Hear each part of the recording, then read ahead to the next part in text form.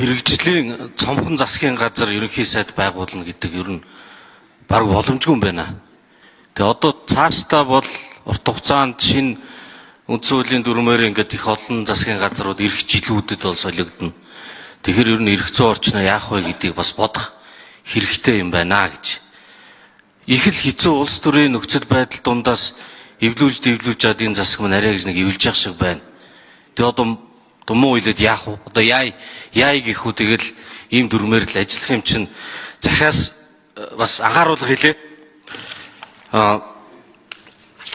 IT мэдээллийн технологийн үйлдвэрлэлийг дэмжинэ гэдэг хууль баталсан 2024 оны 6 сард. Одоо 2 жил болсон хэрэгжээгүй. Ингээд нөгөө дэмжлэгүүд олгоно, гоё дэвшилт технологид грант олгоно, нийгмийн даатгал шимтгэлээс нөхөрөөр олгоно энэ төр гээд. Тэгээ хуулинд байдаг нөгөө кабинет дотроо 2 сайд зүтгэж чаддаггүй. Одоо та бол 3 дахь сайд нь болох нь байна. Бусад нөгөө сангууд нь буруу хараа зогсчдөг. Кабинетийн мандал хэрэгтэй. Зандан шадар сайдад ерөнхий сайд байхад нь бичиг явуулсан маргааш нь огцорсон. Тэгээ одоо учрал сайд өөрөө энэ салбар дээр ажиллаж исэн. Энэ хуулийг нь ажилуулдаг болгочих юм бол одоо баатар болно болохгүй тэгээ 3 дахь бас нэг бардгуу сайд болох нэ. Жишээ хэлэхэд энэ Астана хаб Казахстанд тэр IT-чид 2 их 80 төгрөгийн экспорт хийсэн байна. Тэнд Монгол залуучууд байгаа. Монголд бол тэр залуучууд байхгүй. Нөхцөл байхгүй. За бас нэг зүйл хэлье. Би аж үйлдвэр эрдэс баялагын сайдад та одоо улираад дахиад сонгогдох нь байна. Бодлогоо үргэлжлүүлэх байх.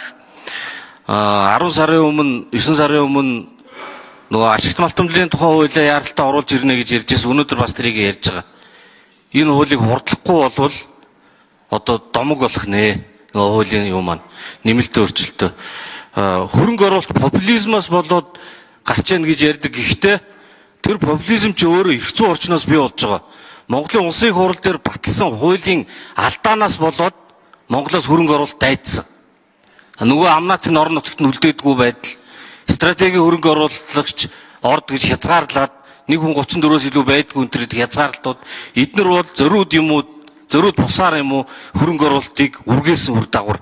Энийг засахгүй бол популизм ард түмний эсэргүүцэл бол үр дагавар шүү, үндсэн шалтгаан биш гэдгийг хэлмээр байна. Эрчим хүчний сайдад найдлага гишүүнд хандаж хэлэхэд за ногоон хөгжил, эрчим хүчний хэмнэлт, сэргээгт эрчим хүч гээд энэ хүн бол бас ажиллаж байсан туршлагатай хүн. Би бас мэднэ. Тэгэхээр тэр бодож исэн юмад л нэг ажил болох гэж оролдох юм их боломж гарч байна гэж харж байгаа. Нэг маш олон санаа, толгой өргөм янзын төслүүд байгаа. Бүгдээрээ нэг юм эргэлдүүлчих гээд. Тэгэхээр нэг юм мөр үлдээх юм хийгээд аваасаа. Ногоон хөгжил гэдэг бол сайхан зүйл. Гэхдээ ногоон хөгжил гэж шашин байдаг. Хитрхи юм инэрхдэг. Тийм бол бүтэхгүй. Прагматик байх хэрэгтэй байна. Биднэрт бас нөгөө дулааны станцууд нь хэрэгтэй байна. Тэгэхээр мөр үлдээхээр 1-2 томхон юм барьж аваад хийгээсэ. Тэгэхгүй бол төөрөн шүү гэж хэлмээр байна. Үргэлжлүүлээд 1 минут дуусгаар нь авна. За тэгээд би хот байгуулалт барилга орон сууцны сайд бас үргэлжлүүлэх гэж байгаа юм байна. Гэр хороолол төр зөндөө юм ярьдаг бол дандаа хоцорчт юм аа. Одоо нөгөө орон сууцны тухай хууль, орон сууцны санхүүжилтийн тухай хууль гэж явж байгаа. Тэрэн дээр хашаанда сайхан амьдрах хүнийг дэмжих агуулгууд нь том бага байна. Тэрэн дээр төсөв тавьдгүй. Дулаан байшинт ипотек олгож өгөх талаар. Тэгээд хэсгээрээ гудмаараа нийлээд 5 давхар. За гүйцэд авчаа асуултаа. Тийм гудмаараа нийлээд 5 давхар байрах энэ төр санаачлалуудыг дэмжсэн хуулбаруудыг нэмж өгөөч гэж хүсмээр байна. Боловсролын сайд хотны баг сургууль, багийн баг сургуулийг анхаарч явуулаасай. Түгжирлийн асуудлынтай холбоотой, малчин ахуйн хүндрэлтэй асуудлуудынтай холбоотой өмнөх сайд нь ч бас энэ дээр ажиллаж исэн. Энэ асуудал яваасаа гэж хүсэж байгаа. Эрүүл мэндийн сайдад хандаж хэлэхэд ийм төрлийн стратеги ерөнхий сайд хэлнэлээ.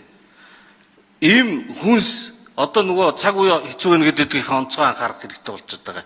Эми үйлдвэрүүчийн жижиг дунд хүнсний үйлдвэрүүдийн авдаг хөнгөлт юм байдгүй мэл л шүү дээ.